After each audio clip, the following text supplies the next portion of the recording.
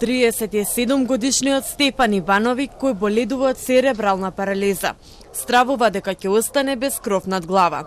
Тој пред неколку години бил принуден да го продаде својот стан по ниска цена за да замине на лекување во Киев, бидејќи неговата здравствена состојба нагло се влошила.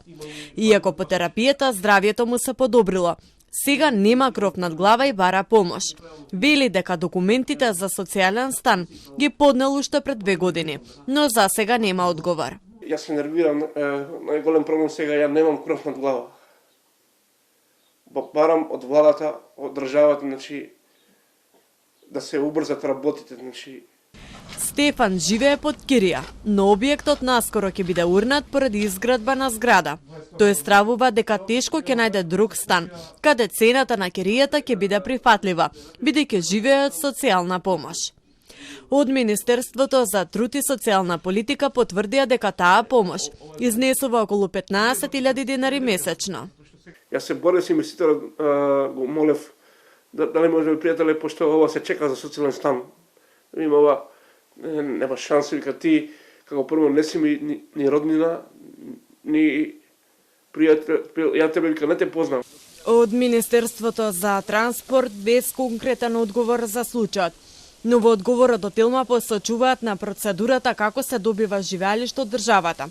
Вела дека тие стопенисуваат, но распределбата ја прави мешовита комисија од надлежното министерство и центрите за социјална работа.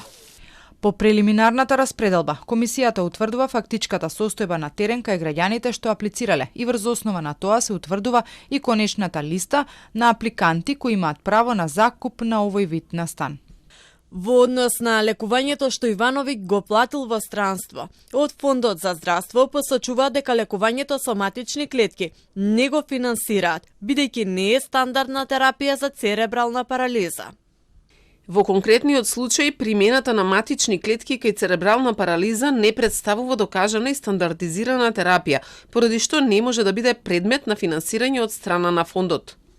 Дополнително Стефан треба да оди на нови лекувања во Киев, зашто со донации собрал 10.000 евра, но му недостигаат уште 8.